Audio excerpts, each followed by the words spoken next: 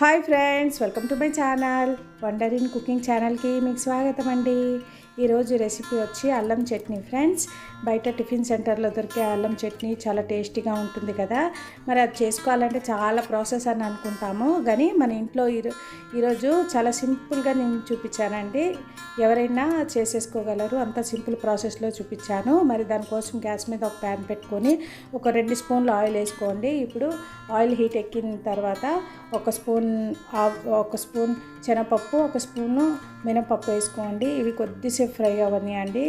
Fry అయిన తర్వాత అదే ప్యాన్లో ఒక స్పూన్ ధనియాలు వేసుకోండి. ఇవన్నీ మంచిగా ఫ్రై అవ్వాలి. గ్యాస్ ఫ్లేమ్ని లోలో పెట్టుకోండి, మాడిపోతాయి. లేకపోతే మాడిపోతే చట్నీ మొత్తము టేస్ట్ అస్సలు బాగుండదు, పాడైపోతుంది. తర్వాత ఇందులో ఒక 10 నుంచి 12 ఉంటాయండి ఎండుమిర్చిని వేసుకున్నాను. మీరు ఎంత క్వాంటిటీలో చేసుకుంటారో దాన్ని చూసి కారం కోసమని ఎండుమిర్చి వేసుకోండి.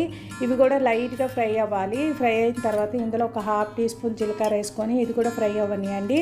ఒక్కొక్కటిగా ఏవి లేట్గా ఫ్రై అయితే అవి ముందేసుకొని, ఏవి ఫాస్ట్గా ముందు అంటే కొంచెము ముందుగానే ఫ్రై అయితే లాస్ట్లో వేసుకోండి. తర్వాత ఇందులో ఒక అల్లం ముక్కని ఇలాగా కట్ చేసుకొని వేసుకున్నానండి.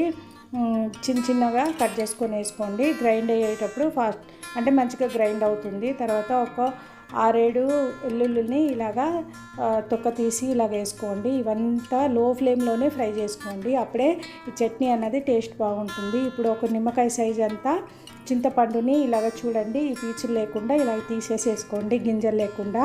లేకపోతే గ్రైండ్ అయ్యేటప్పుడు అవి గ్రైండ్ అవ్వవు. ఇది చూసి వేసుకోండి. నేను తీసుకున్న క్వాంటిటీకి అంతకు చింతపండు తీసుకున్నాను. మీరు ఎక్కువ తీసుకుంటే చింతపండు క్వాంటిటీని పెంచుకోండి. ఇవంతా ఫ్రై అయిపోయిన తర్వాత ఒక 1/2 గ్లాస్ అండి వాటర్ వేసుకొని ఇవంతా ఒకసారి అంటే ఈ వాటర్లో ఇవంతా ఉడికి సాఫ్ట్ అయిపోతాయండి. అప్పుడే మనము ఈ గ్రైండ్ చేసుకునేటప్పుడు ముక్కల్లాగా ఉండకుండా ఫైన్గా పేస్ట్ అయిపోతుంది అనమాట. ఈ అల్లం ముక్కలు, ఎండుమిర్చి ఇవన్నీ 5 మినిట్స్ పడుతుంది, ఎంతసేపు పట్టదు కూడా. ఈ చట్నీ మొత్తము ఒక 10 మినిట్స్లో మీరు చేసేసుకోవచ్చు. అంత ఈజీ కూడాను. మనము బయట తెచ్చుకుంటాం కదా, ఎంతో ప్రాసెస్ ఉంటుంది అని అనుకుంటాము. ఏం లేదండి, ఈ విధంగా చేసుకోండి. ఈ చట్నీ అన్నది మీకు నిలువ ఉంటుంది కూడా అండి. ఒక 4-5 డేస్ ఫ్రిడ్జ్లో పెట్టుకుంటే ఏం పాడవద్దు, బాగానే ఉంటుంది.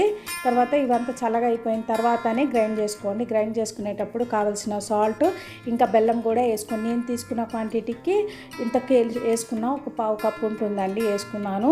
తర్వాత ఒకసారి గ్రైండ్ చేసిన తర్వాత వాటర్ పోసుకొని, ముందే వాటర్ పోయకుండా ఒకసారి గ్రైండ్ చేసి వాటర్ పోసుకొని మళ్ళీ ఇలాగా చూడండి ఎంత ఫైన్గా పేస్ట్ లాగా చేసుకోండి. చూడండి ఎంత ఈజీగా మనం అల్లం చట్నీని చేసుకున్నాం కదా. ఈ అల్లం చట్నీని మీరు ఇడ్లీతో, దోశతో, దేంతో అయినా తినొచ్చు, అంత టేస్ట్గా ఉంటుంది. మీరు గ్రైండ్ చేసేటప్పుడు సాల్ట్ కానీ బెల్లం కానీ సరిపోకపోతే చూసి అడ్జస్ట్ చేసుకోండి. లాస్ట్లో ఇలాగే తినొచ్చండి లాస్ట్లో, లేకపోతే మీరు దీన్ని తాలింపు వేసుకోవచ్చు. నేను కొన్ని ఆవాలు, జీలకర్ర, ఇంకా కరివేపాకు, ఎండుమిర్చితో పోపు వేసుకున్నాను. ఇంతేనండి ఈరోజుకి వీడియో. ఇంతే. నచ్చితే లైక్ చేయండి, షేర్ చేయండి, సబ్స్క్రైబ్ చేసుకోండి. బాయ్.